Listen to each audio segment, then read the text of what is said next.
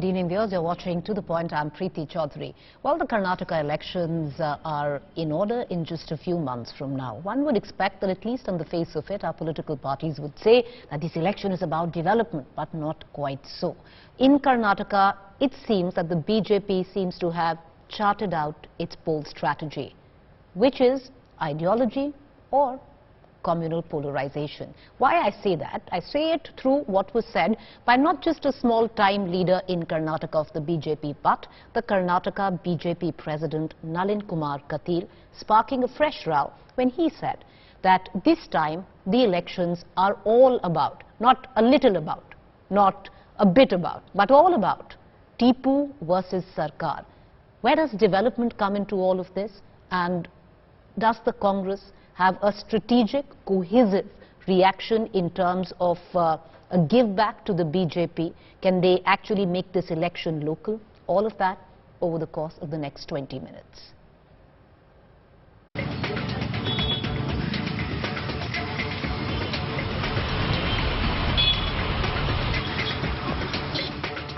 This is what Bangaloreans suffer. This is what the people of Karnataka want addressed. But this isn't the biggest issue at all. Instead, it's all about Tipu Sultan and Savarkar.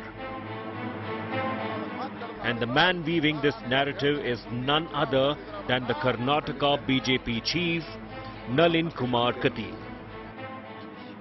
Tipu Jayanti ಹೆಸರಿನಲ್ಲಿ ಈ ದೇಶದಲ್ಲಿ ಬೇಡ, ಈ ರಾಜ್ಯದಲ್ಲಿ ಬೇಡವಾಗಿರ್ತಕ್ಕಂಥ ಟಿಪ್ಪು ಜಯಂತಿ ಆಚರಣೆಗೆ ಅವಕಾಶ ಕೊಟ್ಟರು. ಸಾವರ್ಕರ್ನ ಬಗ್ಗೆ ಅವಹೇಳನದ ಮಾತುಗಳನ್ನು ಆಡಿದ್ರು. ನಾನು ಇವತ್ತು ಹೇಳ್ತೇನೆ, ಮುಂದಿನ ಚುನಾವಣೆ ಸಿದ್ದರಾಮಣ್ಣ ಬನ್ನಿ, ನೀವು ಸವಾಲಿಗೆ ಟಿಪ್ಪು ಮತ್ತು ಸಾವರ್ಕರ್ನ ಮಧ್ಯೆ ನಡೀತದೆ. ಈ ದೇಶಕ್ಕೆ ರಾಷ್ಟ್ರಭಕ್ತ ಬೇಕಾ, ಸಾವರ್ಕರ್ ಬೇಕಾ, ಟಿಪ್ಪು ಬೇಕಾ, ಚರ್ಚೆ ಮಾಡೋಣ ಬನ್ನಿ. That's right. The Neta who once said this. ಹಾಗಾಗಿ ಹೇಳಿದೆ, ನೀವು ರಸ್ತೆ ಮೋರಿ ಚರಂಡಿ ಸಣ್ಣ ವಿಷಯದ ಬಗ್ಗೆ ಮಾತಾಡಬೇಡಿ. ವೇದವ್ಯಾಸ ಹೋದಾಗ ಕೈ ಎತ್ತಿಲ್ಲ, ನಳಿನ್ ಕುಮಾರ್ ನಕ್ಕಿಲ್ಲ. ನಳಿನ್ ಕುಮಾರ್ ನಕ್ಕು ನಿಮಗೇನು ಬಂಗಾರ ಸಿಗ್ತಾ ಇಲ್ಲ. ನಿಮ್ಮ ಮಕ್ಕಳ ಬದುಕಿನ ಪ್ರಶ್ನೆ ಲವ್ ಜಿಹಾದಿಯನ್ನ ನಿಲ್ಲಿಸಬೇಕಿದ್ರೆ ಭಾರತೀಯ ಜನತಾ ಪಾರ್ಟಿ ಬೇಕು. ಲವ್ ಜಿಹಾದಿಯನ್ನು ನಿಲ್ಲಿಸಬೇಕು.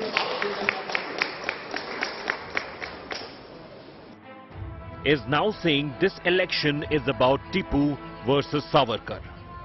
Kateel even challenged former CM Siddaramaiah to a debate.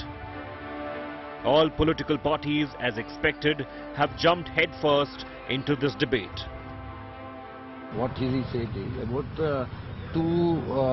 one nationalism and anti-nationalism, because Tipu is against anti-nationalism.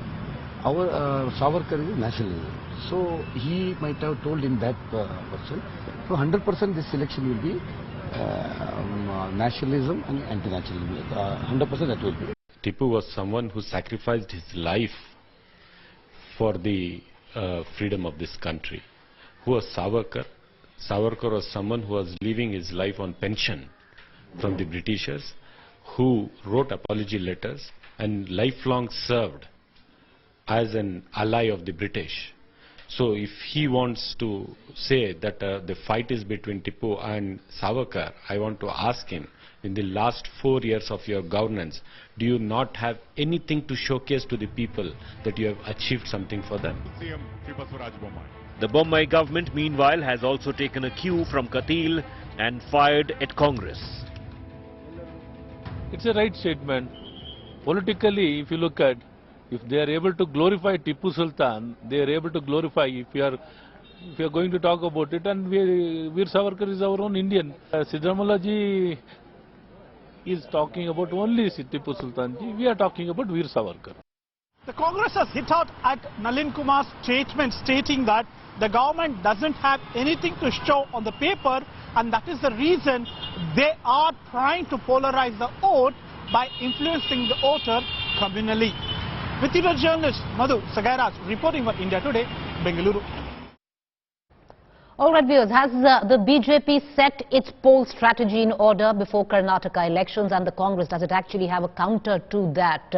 Various strategies, not a cohesive one where the Congress is concerned. Let's take that question to our panelists this evening. Joining me is Sameer Kagalkar, spokesperson, Karnataka BJP, Aishwarya Mahadev, spokesperson, Karnataka Congress, and also for a larger perspective, Dr. Sandeep Shastri, political scientist. I want to go across to the BJP spokesperson first, Mr. Kagalkar. The fact is, if it would have come from, say, any junior leader or let's say any leader, but if it's come from the BJP president, Mr. Kateel, then one needs to take it seriously, because what he said, sir, that this election, if he had said that this election is a lot about development and a little bit about Tipu and Savarkar. He didn't say that. He says this election is all about Tipu and Savarkar, which would practically lead to, say, me as a journalist, communal polarization, and to a lot out there as a battle of ideologies.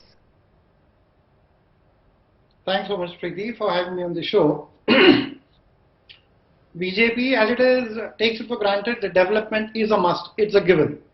We are here to govern. We are here to deliver without discrimination, without any sort of exclusion, make it an inclusive development. That's a given thing. Any state government of the BJP, any central government schemes that you get to see is very clearly aim focused to ensure that there is a maximum delivery to the benefit of the nation, of the poor. Now, when it comes to who we are, it's something that each one of us as a political party needs to make our stand very clear. What do we stand for? When our state president, Adhyaksha Kateel ji made the statement, he's speaking of Veer Savarkar on the one hand and the tyrant Tipu on the other hand. Neither of them are alive today. So which means to say both of them represent a particular ideology. Both of them are symbolic of something. Now what is it symbolic of? That's a key question. If you take, for example, allow me a small digression but a very important digression. Muhammad Ali Karim Chagla. Many of us wouldn't have even heard of him. But it's important to know about Justice Chagla, who worked under Muhammad Ali Jinnah so long as he was a nationalist Muslim in India. At the moment he tried to sort of create a separate Pakistan, he broke away from him, stood in India, became the Chief Justice, the first Chief Justice of the Mumbai High Court, was an ambassador to the US, UK, became a Union Minister, and it was this Justice Chagla in the year 1980, December end in Mumbai, when Atal Bihari Vajpayee ji said that it's going to be a new political party, then it's going to be Suraj Niklega, Andhera Chatega, Kamal Kilega. It was this Muhammad Chagla who presided over that particular session, Mahadivation, made a statement saying that this is the future of the country. What does it mean? It means that a nationalist way of looking at things is what a political party needs to take. On the other hand, this is exactly what Savarkar stood for. On the other hand, what did Tyrant Tipu stand for? Tyrant Tipu stood for extermination. You ask the Mandi Mayangars, you ask the Koduviras, you go to Mangalore, you get to know what kind of an exclusionist tyrant he was. You speak about the kind of a cultural assault that he did on the language of Kannada. You understand the kind of a looting that he did of the people. Okay. So when you are looking at Mr. ideologies, sir, allow me 10 seconds. Okay, Mr. Allow me 10 Kagalkar, seconds. as I bring in, okay, please, sir, make your point. Finish. Two people who represent ideologies. Today we need to choose. What do we need to choose? Do we need to choose SDPI and PFI, which Siddaramaiah supports? Therefore, he represents Tyrant Tipu. That's exactly what do we mean. Okay, and we Mr. Kagalkar, okay, sir. May I come in now? People sir, okay, sir, as I did allow you a digression, allow me a digression as I also get in our other guests. The gentleman you're talking about, Muhammad Karim Chagla, you're quoting him from the 1900. Now, all well and good. One must look into the past. 1900s, I'm saying, sir. One must look into. Okay, one must look into the past and maybe learn from there. But I want to ask you. You talk about that era, and let me tell you where Karnataka stands right now. Where at least I'm looking at some figures which have come in from Bengaluru that stand right now. You've had a huge colossal mess where your flyovers are concerned. You have a garbage issue which is uncontrollable. As I speak, and correct me if I'm wrong, there are 34 wards which are overflowing with garbage and you don't know what to do with them. Your roads in terms of potholes are a mess. So when you say the kind of deaths you've had because of civic negligence, sir, you know it better than I.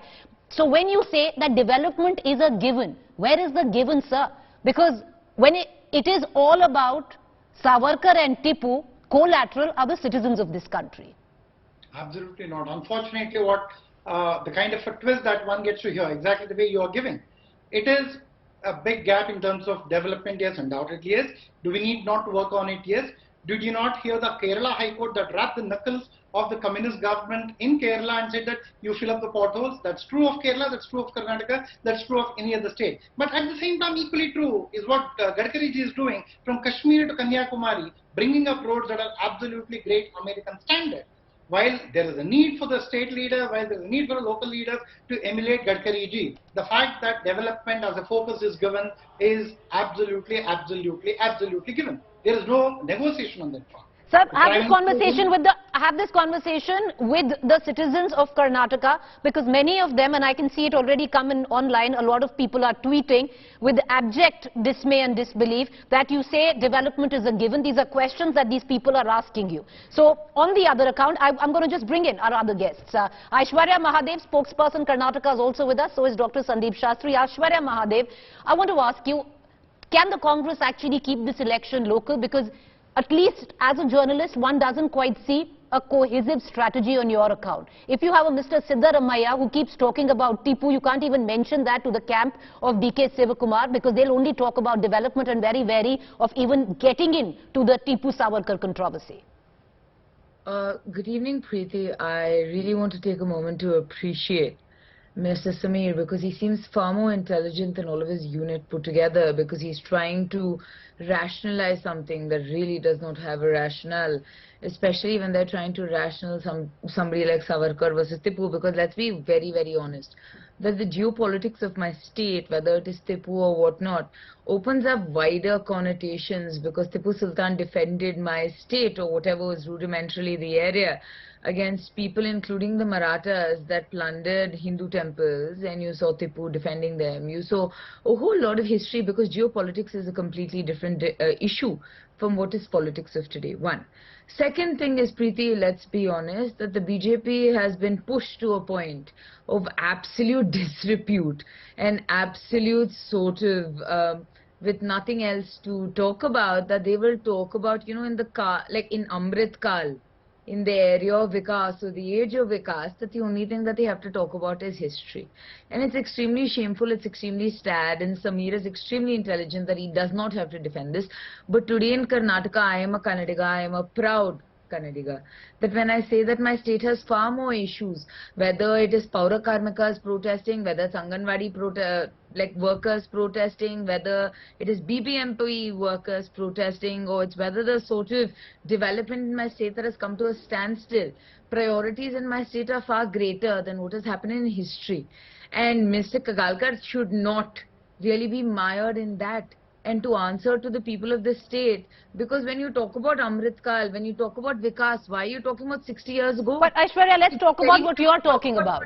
Because we don't seem to understand if the Congress actually has a cohesive strategy on it. You say that Tipu defended your state. However, why is your Congress unit in terms of publicly so afraid to say it? Every time you talk about, either own what you're talking about, which is secularism, you're not seeming to do that, and various voices coming in, not one. Preeti, it's a very simple fact that my party or my people are not going to sit and dwell on the past so much so that we have to go back centuries previously. Because let's be honest, if you want to really talk about it, Jagdish Shettar, Yediyurappa, R. Ashok, all of them have participated in Tipu Jayanti celebrations, and I think that to sit and talk about something so much in the past is absolutely shameful. But today, my party, whether it is Siddaramaiah, whether it is DK Shivakumar, my leader, all of them have made it emphatically clear that the state is going to polls on development. I don't want to sit and talk about centuries ago as to what has happened, because today my civic issues in my state are extremely abysmal. If you want to talk about the basic necessities to the people in my state, it is absolutely ridiculous the manner in which they're being treated. And I'm sure Samir has a lot to say about it, but I don't want to... I just want to, you know, before I come back to the BJP spokesperson and you, Ms. Mahadev, I want to bring in Dr. Sandeep Shastri, who knows possibly the political topography of Karnataka and the voters by the back of his hand. Dr. Shastri, do you see making the BJP's poll pitch of Tipu versus Savarkar getting any traction with the people? Or do you see the Congress being able to hold on and make this election hyper-local that they would want to? Preeti, as a Kannadiga, I thought we would be not inflicted by this drought of ideas. On the one hand, you have the flash of rhetoric that don't focus on development but focus on XYZ. And on the other hand, you have the Congress leaders trying to focus on issues like Tipu. Now, are these issues that concern citizens across the state? Are these the issues which people across social groups, across economic categories, across regions of Karnataka are looking at? No. I go back to my term, this represents a drought of ideas. I think both the BJP and the Congress are not focusing on people's issues, but focusing on issues which are irrelevant in some way to the public debate and more critical to raise emotional concerns. And I think the citizen of Karnataka deserves much better and much more. But Dr. Shastri, for once, if you're not emotionally, talking as a Kannadiga and you talk as a political scientist and a psephologist, it's happened in other states where communal polarization has worked wonderfully for parties and they've drawn lots of benefit from it politically, electorally speaking. Is Karnataka that state this time around? If I speak as a student of politics, I think Karnataka in important ways is significantly different. The voters in Karnataka in the past have focused on critical issues of bread and butter. Let's remember, after 1985, no ruling party in Karnataka has been able to get a clear majority in the next elections. And that's an important factor for me. If a party has not been able to get a majority in the next elections, it's because ruling parties have not focused on issues which are important to the people. And I think it's high time both the Congress and the BJP realize that and focus on issues which really matter for common people. I want to bring in Mr. Kagalkar back into this conversation. Many would suggest, Mr. Kagalkar, that the BJP is trying to rake up, a communal polarizing issue, possibly to mask the anti-incumbency against your party, and on the other hand, also the various corruption charges that have come in the wake of it. Things can't be more ridiculous than this. First and foremost, let me answer both my colleague Aishwarya as well as Professor Shastri. When we speak of development, you're talking of Karnataka being the second largest GST holder. We talk of Karnataka generating about 10 lakh crores worth of investment interest in the recently concluded Global Investors Meet. It would have been possible if what will be the fact that the state government is not interested in development. You're talking of Bhadra getting 5,300 crore rupees. You're talking of the Kalyan Karnataka getting about 5,000 crore rupees in our budget. You are understanding the kind of impetus that we're giving to the airports in the country, be it Hubli, be it Dharwad, and be it the upcoming airports as well as the IITs in Dharwad, the airport in Raichur, the Triple IT once again in Dharwad. So the point that I'm trying to make is, as far as development is concerned, it has to be the daily bread and butter, period, no two words about it. No other state government, no other central government would have focused on development the way we have been able to focus. I don't want to repeat what the Honorable Prime Minister said today and yesterday. So the point I'm trying to make is, then why is it that someone is raising the issues? It's probably Siddaramaiah ji's way of saying we would want to bring in more PFI, more SDPI. This is a today's matter, today, as today. Okay. Mr. Kagalkar, the fact is, I have a whole legion of comments. Many from the BJP President, Mr. Kateel. I even have Mr. C.T. Ravi, who's gone on record to call halal meat, economic jihad, hijab, some other kind of jihad. It's a whole list, sir. Many multiple leaders. But having said that, you either you fail to see what the ground reality is, or you don't want to sort of see the ground reality kind of thing.